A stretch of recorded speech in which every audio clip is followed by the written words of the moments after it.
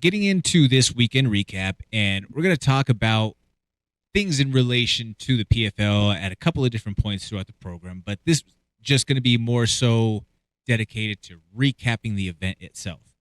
Now, first off, gee willikers, Batman, was that a long broadcast?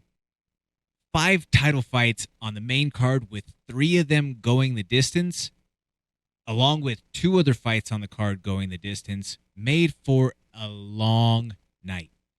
Now, keep in mind, for those who are keeping track at home, that is 3 fights that went the full 25-minute distance, along with another 2 that went 15. That's a long night, especially with as drawn out as the broadcast that PFL has. Now, the main event between Olivier Aubin-Mercier and Clay Collard, that went the distance, and it was a win for the Canadian gangster. That makes it back-to-back championships for him. He said that he is announcing that he will only come back and fight under the one condition that it's up in Montreal with a bunch of his friends. So essentially, he's retired. That's great because he went from being a guy who you saw the memes all over the place on MMA social media saying that, he went from fighting basically at the end of his UFC run on mid to undercards, making a small purse, to going over to the PFL and winning back-to-back $1 million prizes. And then him saying now that he just doesn't have the fire to fight anymore. Well, that's a great position to be in after winning back-to-back $1 million prizes.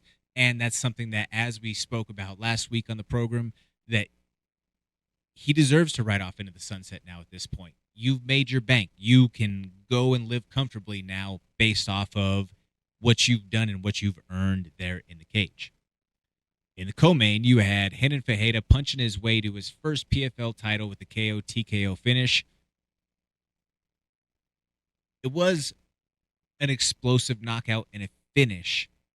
The biggest issue that I have in relation to that bout is just, or the heavyweights as a whole the last couple of years for PFL, just don't know who they are. Like, you should, I feel like, especially with, like last year with Anche D'Elia being a guy who was a knockout artist, why are you not propelling them as these like his nickname is Problema. Like, why are you not marketing them as being these sort of, threats to Francis Ngannou coming? That's the big thing, too, with that we talked about last week. You don't have names to be able to support some of these other guys. This would have been the perfect opportunity to spend a little bit more time and resources in the marketing department to build up these couple of guys in this heavyweight fight so that now, okay, well, Renan goes out there, scores a tremendous knockout. You now have somebody who is a worthy challenger for Francis. And granted, he's going to eventually, after they have the champ versus champ card, if he goes out there and beats Bader, then he'll be that guy who is still thrust into that spotlight. But you have more material. You have more hype around this guy's name. And you missed the boat. You missed the mark on that one. Larissa Pacheco won her second consecutive championship. Now, she started off hot, but both of these ladies looked exhausted by the end of the second round, and we had to deal with another 15 minutes worth of labored exchanges. Congratulations to Larissa. I mean, her winning back-to-back $1 million prizes, just as we mentioned with OAM. If she decided to walk away, hey, that's great. There is a big fight that's out there for her in the potential champ versus champ matchup with Cyborg. We'll talk a little bit more on that later. But yeah, that was it was a dominant win, but exciting hardly. Magomed Karimov is now 2-0 against Sadabu C as he captured his second PFL championship. Captured his first one back in the inaugural season back in 2018. It was a good fight again for the purists. But to say that this was one where you go and you watch it and you say, oh, man, this is 2 guys fighting for $1 million. It's kind of the same question that was asked last year when Sadabu was fighting for the championship. Really and truly, though, for me, The feel-good story of the night was Impa Kasanganay. Now, on one side, I'm gutted because I really like Joshua Silveira. I've known him since back in the LFA days. I've had conversations directly with his old man Conan. But Impa is the feel-good story here. He went from being on the wrong side of one of the most viral knockouts in MMA history while he was in the UFC, went on to make some changes in his career, his camp, and his whole situation was living out of his car for a while. Doesn't get re-signed to the UFC after fighting out his contract. Goes to the regional scene and just keeps winning. He earns himself a spot on the PFL Challenger Series, which is their version of the Contender Series. He fights his way all the way through to the $1 million prize at 205, since PFL doesn't and will not be offering a 185-pound weight class. You have to love that sort of feel-good story of someone who just never quit and kept on going.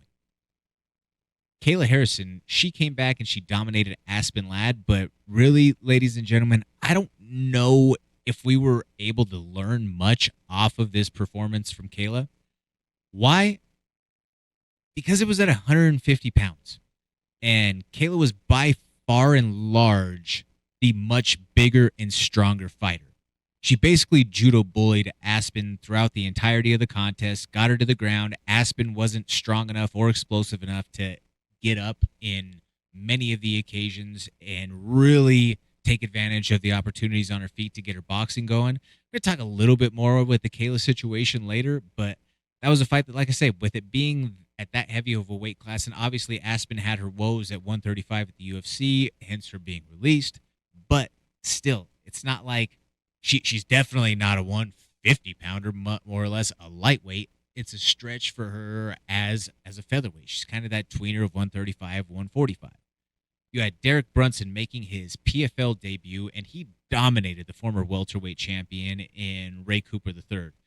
Now, Ray Cooper III also failed to make that middleweight mark. He looked like he was out of shape. I don't know if he had an injury coming into the fight, but he was pretty gassed midway through the second round, like for the contest. You saw that it was pretty much done, and there was a couple of spots even in the first where I was surprised that Brunson wasn't able to get him out of there. That's also where probably the elbow factor comes into play. Once Brunson was raining down with ground and pound, had him in full mount, if he would have been able to use elbows at that point, probably gets him out of there. But PFL, obviously, you can't do that. He did rock Derek Brunson, though, in the first. Derek was deep on that single leg up against the fence, had Cooper's leg all the way elevated up to shoulder level, and catches him with a left hook. It was just one of those things that, it was Brunson's night. Brunson wanted to go out there, show up, show out. He said that the PFL broke him off, and he might not ever fight again based on the bag that he got that night. We'll see. Brunson is a friend of the show. We've had him here on the program before. If he does continue to fight, hey, hopefully he continues to get paid well. He said that he would be one that would be willing to welcome Jake Paul into the MMA world. So we'll see if that happens. I'd watch that matchup. Another UFC vet in Jesus Pinedo took home the men's featherweight championship with probably the most exciting performance of any of the title fights, with a sensational knockout there on the prelims. But this, once again, though, it was another guy who was, he only had 2 fights in the UFC. He was a 500 guy in the UFC, then goes over there, runs the table. What does that tell you about what the landscape of the talent is out there? Make of that what you will. You had Muhammad Ali's grandson, Biagio Ali Walsh, who won by a KO on the prelims as well. That wraps up our PFL preview, our PFL championship recap there. What did you think about the card? Let us know on that Jocko Go energy line at 303-831-1340. I'm Jordan Kurtz. You can hit me up on social media at Comments from the Peanut Gallery. Thank you so much for watching. Please hit that like, share, and subscribe button. That helps us continue to produce this original MMA content and bring it for you every single week. Tune in to the MMA Plug presented by Fan Cave on 98.1 FM, Mile High Sports Radio.